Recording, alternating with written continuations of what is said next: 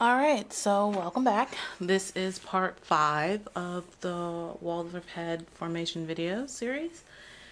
So yeah, here is where we are right now. We have turned a little piece of wool into this big mammoth Teenage Mutant Ninja Turtle head. Hello. And I wanted to make a quick note of some changes I made while I was away. My previous neck was huge. It was really too wide, I believe, for this pattern. So what I did was I just cut up the original yarn that was used to tie it, and I pulled back the stockette and I pulled out a lot of the excess wool, then rewrapped it and rewound it in yarn again to get this nice, much thinner, sleeker, cleaner neck. So right now all we have to do is add the skin to the head to complete it. So the first thing you're going to need is obviously the pattern. As you can see, it comes in 2 pages. They're JPEGs. All you have to do is click on them and in your browser find the print option and just print them out, and here they are. And she gives you the head pattern, the arm, a pattern for the arm, this is the arm, a piece for the body, and a piece for the leg. There's also an extra piece that you're going to have to make yourself. It's like this little half moon piece for the butt panel. I just free drew this. It's nothing that serious that I'm going to cut out later and use. But right now, the only pattern piece that you'll need is the head. And she also indicates on the pattern piece whether you should cut it on the fold, and indicates where the most stretch of the fabric should be on that pattern piece. So right now, we're just going to concern ourselves about this. Let me turn it sideways so you can see this head piece right there. That's all we're going to concern ourselves with. Which apparently is right here. So I've cut out my headpiece.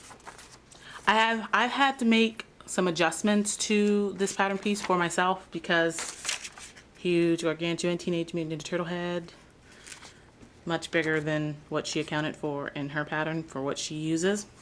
So really quickly, I do want to indicate that the 14-inch circumference measurement that I mentioned earlier is when you're making that huge ball. When you're making that huge ball of wool that we had earlier for this thing, make sure that part is 14 inches around before you add the stockette and the eye line and the cheek line and start doing all this other stuff. So that it'll compress down to the size that she usually uses or ends up with when she's at this point, so that it can fit in her pattern. Because mine's so big, because I like big-headed babies, I've had to make some adjustments and make it a little bit wider so it'll fit huge Teenage Mutant Ninja Turtle head.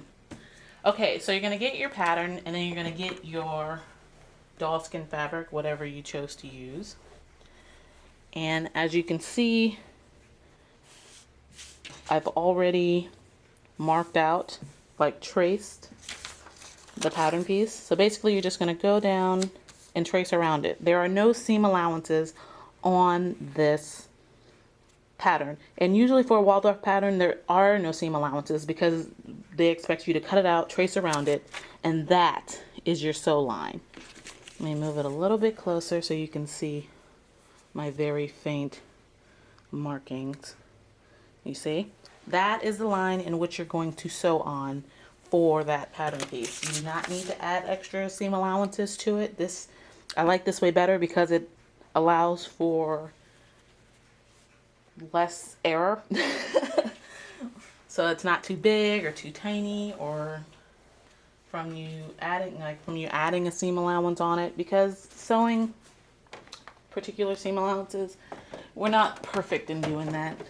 Some spots we go a little too close, some spots we go a little too far. Alright, so now you see I'm busting out the sewing machine. The sewing machine, I wanted to stop a little bit and talk about the sewing machine I use. The sewing machine I'm using right now is extraordinarily basic. It's a Brother LS 2125i. I got it for 50 bucks, I believe, with a coupon on fabric.com. And I don't know if you can do that anymore, but at the time I bought this a couple years ago. So there's no computer on it, there's no buttons to push, there's a knob that you use to switch. There's only 10 stitch settings. I have more expensive machines, but I want to use the most basic one that I have to reflect what you can do if you have one of these just basic, not so fancy, not computerized machines. So this is what I chose. And we're just going to use, you can use a zigzag or a straight stitch, whichever one strikes your fancy. So it's completely up to you. I would say if you can do it, you do the zigzag, but my zigzag on this machine I'm not a big fan of. It's way too tight, and no matter what I do with the tensions, it's just weird. It's a fickle machine. It's okay. So I'm just gonna be lazy and use a straight stitch for mine. Where am I gonna start this? The top or the bottom? There's so much excess. Okay. So here we go. I'm going to take these out really quick. I'm going to take out my pins just because they're in my way. Oh, and most importantly, turn on the machine. Duh. Okay.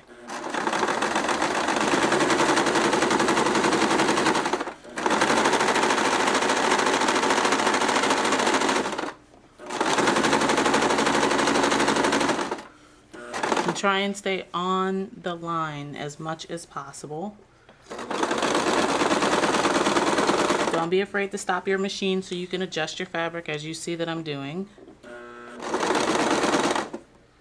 Okay, oops, sorry, bumped the camera, sorry guys. When you turn corners, make sure you put your needle down, then turn the fabric.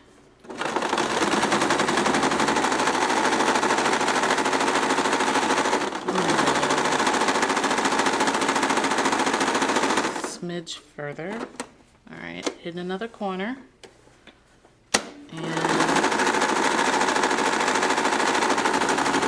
don't forget the back stitch, folks. I forgot to do it in the beginning. Don't forget the back stitch. Okay, so now let me move the machine out of the way really quickly.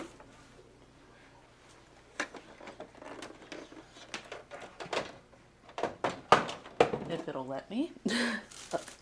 Okay. So now we just have, if I can find it, this. It's all sewn down. We sewed along the line of the pattern piece. So now what we're going to do, we're going to cut it out. Try and cut 1/4 of an inch away from the stitching. Don't try to get any closer than 1/4 of an inch, and don't go way too far because it'll just make it bulky. I try and get a little bit close on the corners though, because you're going to clip that anyway.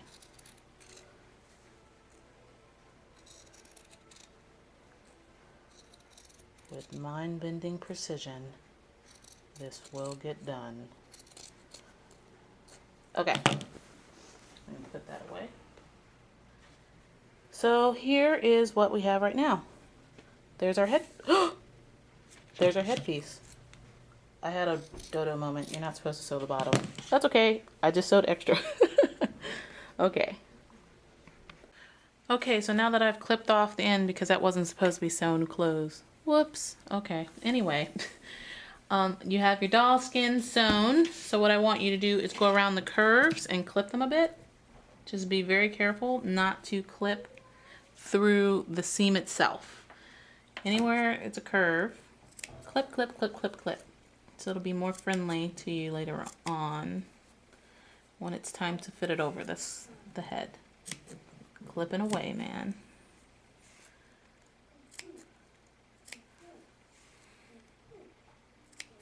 Clip as close to the seam as you can. Don't clip through the seam.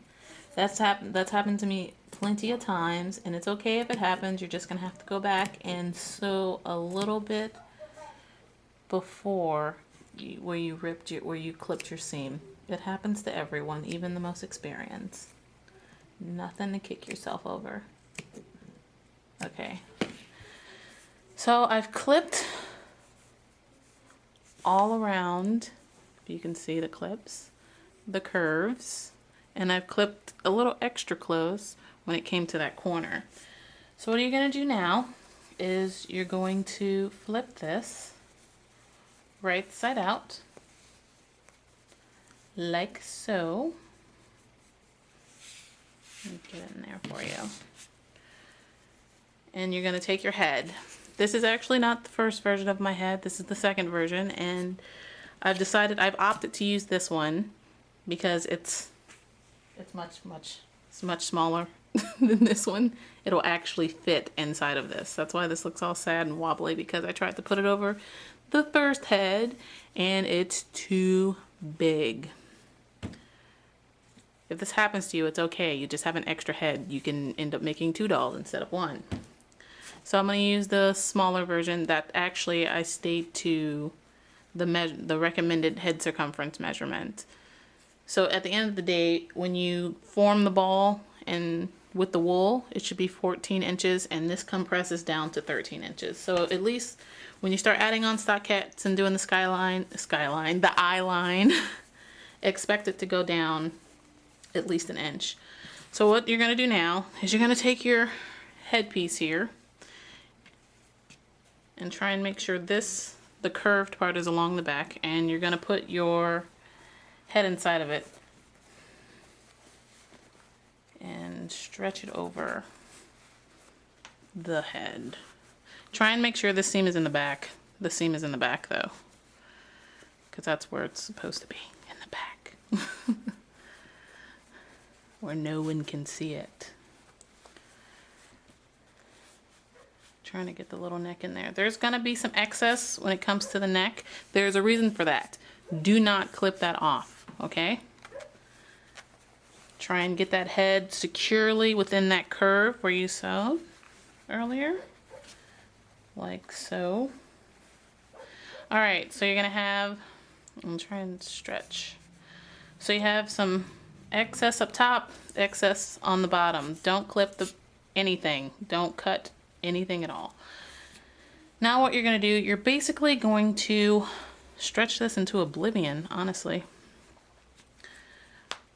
Oh, did you hear that? That was a thread popping.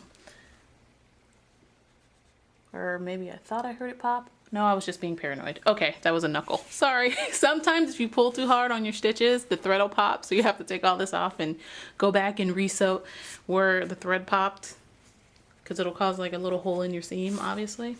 So what I'm going to do here is, she doesn't show this in her pattern, but my biggest fear is ghost neck.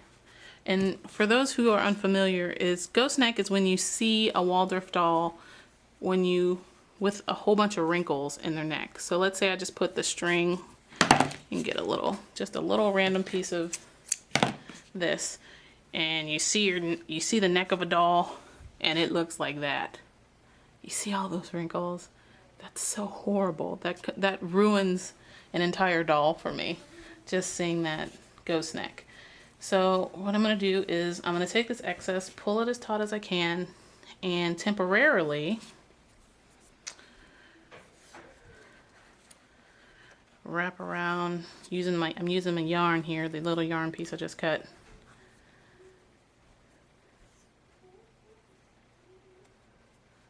I'm not knotting it though, just tying it tight to keep it taut.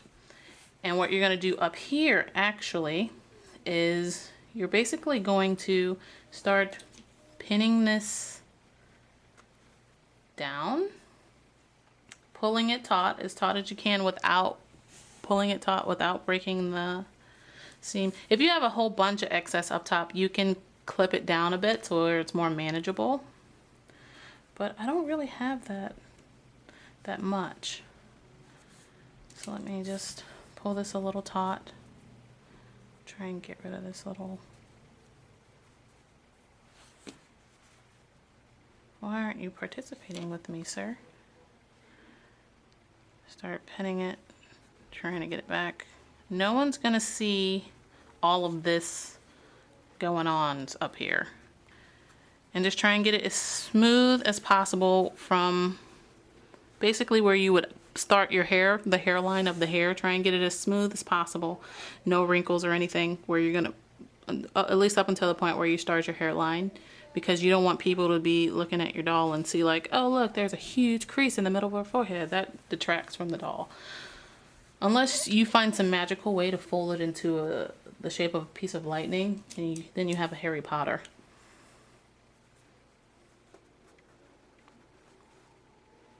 And what we're going to do with this later, right now we're just going to let the pins hold it. Because what we're going to do later is we're actually going to stitch all this down. Just whip stitch it all down to itself.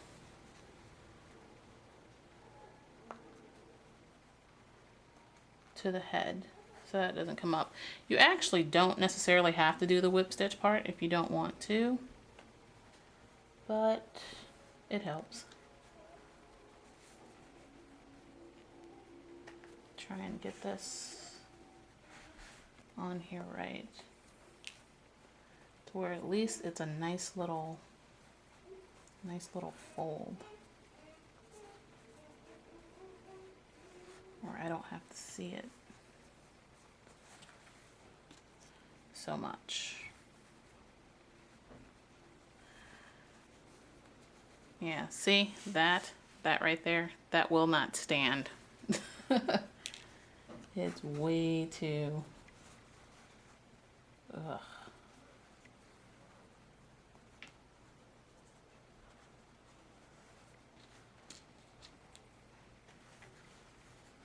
Seriously, that's too far of a fold. All right, I'm gonna play around with this some more and then I'll come back and turn it on. I'll come back in a second and show you guys how to whip stitch this down and create a lovely little neck with no wrinkles.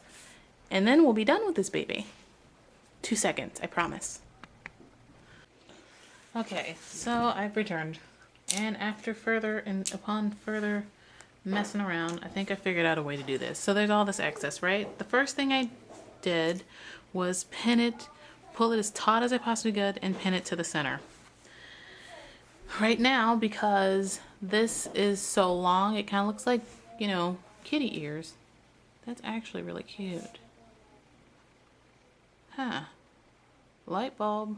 But anyway, since it's a bit too long for me to try and pin, so what I'm going to do is I'm going to trim it just a little bit. Try and see if I can do this with my other hand. Okay. Just trim it off to make it a little bit lower and see if that'll help me a little bit. Okay. And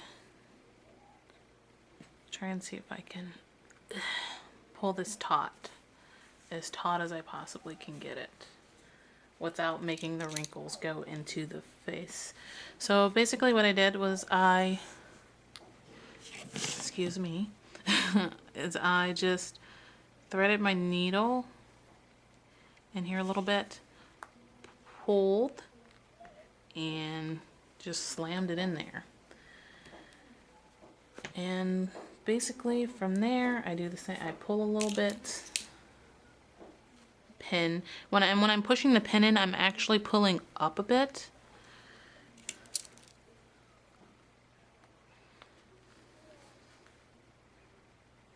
So that it'll keep the fabric, because you're pulling it back, and if I put a pin in this way, it's gonna allow it to go back this way, even though go back this way.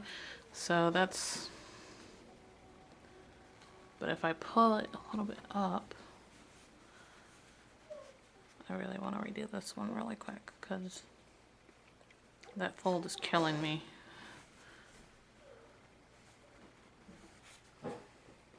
So basically at this point with the pattern, after you finish finagling around with this part,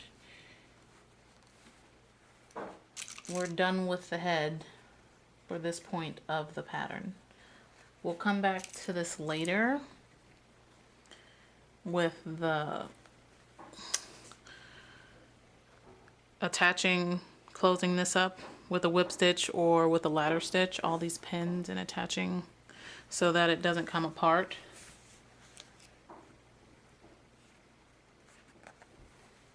But for the most part, peeps, you got yourself a Waldorf head. What? All I gotta do now is just make sure these wrinkles don't get in the top of the head. Okay. Oh no, one more part. The ghost neck. Avoiding the ghost neck. Okay, so basically now we're just going to, after we've stretched this to oblivion and twisted it and added a little knot or something to keep the fabric taut, I'm going to take another piece of yarn here, or you can use your craft string, and basically you're just going to wrap it around your neck and knot it. Try not to do it super duper crazy taut. Alright, and knot it, and 1, 2, I'm not going to be able to do 4. 4 is too big for the neck. That's going to bug me though. And there you go. You got your head. Let me smush them down a bit so I can form it properly. You got your head minus the ghost neck. It's ready to go. You can clip these guys off. You don't need them. Try and make sure you, if you do that, is that you cut the yarn, not the actual fabric, because we'll be using that later on as we go through the pattern.